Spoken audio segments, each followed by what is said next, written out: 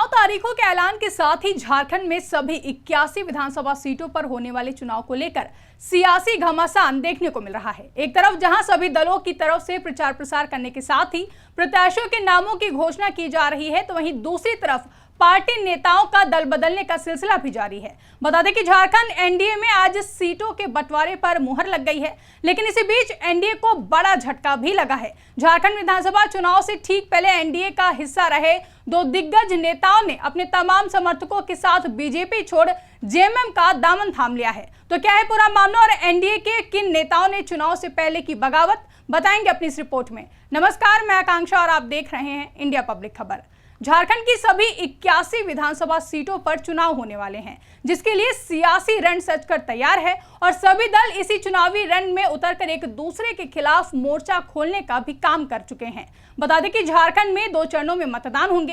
पहले चरण के मतदान 13 नवंबर को होंगे और दूसरे चरण के मतदान 20 नवंबर को कराए जाएंगे, जिसके बाद 23 नवंबर को काउंटिंग होने के साथ ही चुनावी परिणाम सामने आएंगे। लेकिन चुनावी रणभेरी बजने के साथ ही सभी दल की ओर से बयानबाजियों और प्रचार प्रसार का दौर अब और तेज हो चुका है। बता दें कि झारखंड एनडीए में बीजेपी के अलावा ऑल झारखंड स्टूडेंट्स यूनियन यानी कि आजसू, बिहार की सरकार में भागीदारी जनता दल यूनाइटेड यानी कि जेडीयू और केंद्रीय मंत्री चिराग पासवान की अगुवाई वाली लोक जनशक्ति पार्टी रामविलास शामिल है। तो वहीं विपक्षी इंडिया गठबंधन में झारखंड मुक्ति मोर्चा यानी कि झामुमो, कांग्रेस, आरजेडी और वाम दल शामिल है। सभी दल अब सीट शेयरिंग पर काम कर रहे हैं। आज झारखंड में भाजपा के नेतृत्व वाले एनडीए के बीच सीटों का बंटवारा हो गया है। सीट बंटवारे के तहत भाजपा झारखंड की 68 सीटों पर चुनाव लड़ेगी। वहीं आजसू को 10, जेडीयू को 2 और 1 सीट एलजेपीआर को दी गई है, जिसकी जानकारी झारखंड भाजपा के सह प्रभारी और असम के सीएम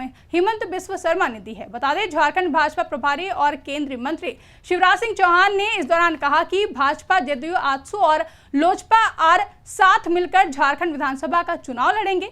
पार्टियों के बीच सीटों का बंटवारा हो गया है और जल्द ही उम्मीदवारों का भी ऐलान कर दिया जाएगा। तो वहीं झारखंड में सत्तारूढ़ गठबंधन के घटक दलों के बीच भी सीटों के बंटवारे पर सहमति बन गई है। तमाम मीडिया रिपोर्ट्स के मुताबिक जेएमएम के हिस्से में सबसे अधिक यानी कि 43 सीटें आएंगी, जबकि कांग्रेस को 29, आरजेडी को 5 और सीपीआईएम को 4 सीटें मिलने का अनुमान है। सीट बंटवारे को लेकर मुख्यमंत्री हेमंत सोरेन के सरकारी आवास पर महत्वपूर्ण बैठक आयोजित हुई। बैठक में आरजेडी नेता तेजस्वी यादव और सीपीआईएम के राष्ट्रीय महासचिव दीपांकर भट्टाचार्य के शामिल होने की चर्चा है। वहीं बैठक में हिस्सा लेने आए कांग्रेस प्रभारी गुलाम अहमद मीर ने कहा कि सीट शेयरिंग पर अंतिम फैसला जल्द होने की उम्मीद है। कांग्रेस उम्मीदवारों की पहली सूची 19 अक्टूबर के बाद जारी की जाएगी। उन्होंने कहा कि हम सभी मजबूती के साथ चुनाव लड़ेंगे।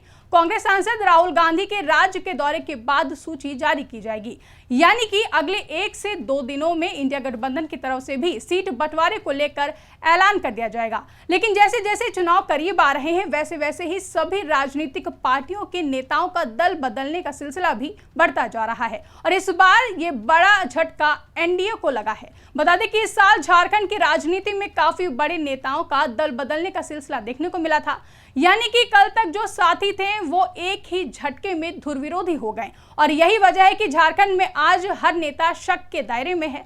यहां तक कि कौन कब नेता किस पार्टी में शामिल हो जाएगा ये कहना काफी मुश्किल है। बात मधु कोड़ा, गीता कोड़ा से शुरू करें या चंपाई सोरेन की, लोबिन हेब्रम की करें या सीता सोरेन की, इन सभी बड़े नेताओं ने पहले जेएमएम से बगावत करते हुए बीजेपी ज्वाइन किया और फिर जेएमएम के खिलाफ चुनावी मैदान में उतरने का काम किया है। वहीं बाबूलाल मरांडी ने भी जेएमएम से बगावत करते हुए आज वो बीजेपी के अध्यक्ष पद पर झारखंड में मौजूद हैं। इसी बीच झारखंड में होने वाले 2024 के विधानसभा चुनाव से पहले एनडीए गठबंधन को बहुत बड़ा झटका लगा है। ऑल झारखंड स्टूडेंट यूनियन यानी कि आजसू के बड़े नेता और पूर्व मंत्री उमाकांत रजक और भाजपा विधायक केदार हाजरा ने पार्टी से इस्तीफा दे दिया है। यही नहीं, इन दोनों ही दिग्गज नेताओं ने बीजेपी से इस्तीफा देने के बाद जेएमएम का दामन थाम लिया है, जो कि एनडीए के लिए चुनाव से ठीक पहले एक बड़ा नुकसान माना जा रहा है। बताया जा रहा है कि वो चंदन कियारी से चुनाव लड़ सकते हैं। इस दौरान उमाकांत रजक ने कहा कि पार्टी ने टिकट नहीं दिया तो इस्तीफा देना पड़ा।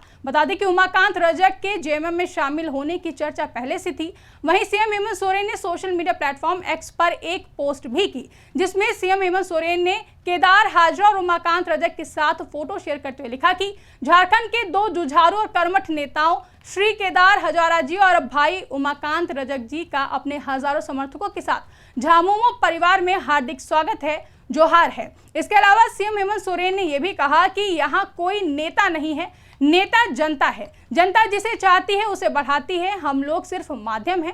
राज्य में वंचित शोषित को मजबूत करना हमारा उद्देश्य और हम लोग उनके लिए काम करेंगे। इसके अलावा राहुल गांधी के झारखंड आने पर कहा कि अभी कई नेताओं का आगमन होगा और हम लोग रणनीति के तहत कार्यक्रम को आगे बढ़ाएंगे। सभी 81 विधानसभा सीटों में भाजपा को हम लोग डब्बे में बंद करेंगे। बता दें कि इस बार झारखंड विधानसभा चुनाव में लड़ाई आर पार की दिखाई दे रही है। देखा जाए तो मुख्य रूप से ये चुनावी जंग जेएमएम और बीजेपी के बीच साफ तौर से देखने को मिल रही है। जिस तरह से बीजेपी की परिवर्तन यात्रा और जेएमएम की मैया सम्मान यात्रा में दोनों ही पार्टियों के बीच आरोप प्रत्यारोप के साथ ही बयानबाजियों का दौर देखने को मिला, साथ ही एक दूसरे की योजनाओं को लेकर जिस तरह से ही दोनों ही दलों ने एक दूसरे पर हमला बोला, उसे देखकर समझा जा सकता है कि दोनों ही पार्टी इस वक्त आर पार की लड़ाई के मूड में है और इस चुनाव की जीत को अपनी साख से जोड़कर देख रहे हैं। यानी कि बीजेपी हो या जेएमएम, दोनों ही पार्टियां और इनके गठबंधन के सहयोगी सभी दल इन सभी 81 सीटों पर होने वाले विधानसभा चुनाव में जीत के साथ ही सत्ता अपने हिस्से में लाने का हर संभव प्रयास करने में लगे हुए हैं। अब देखना दिलचस्प होगा कि इस चुनाव में जीत किसकी होगी। साथ ही चुनाव से ठीक पहले एनडीए का हिस्सा आजसू पार्टी के केंद्र उपाध्यक्ष व पूर्व मंत्री उमाकांत रजक और बीजेपी विधायक केदार हाजरा के एनडीए से अलग होने और जेएमएम में शामिल होने से चुनावी परिणाम में इसका क्या असर देखने को मिलता है, आपको क्या लगता है, कमेंट करके हमें जरूर बताएं। साथ ही अगर अभी तक हमारे YouTube चैनल को सब्सक्राइब नहीं किया है तो चैनल को सब्सक्राइब करना ना भूलें।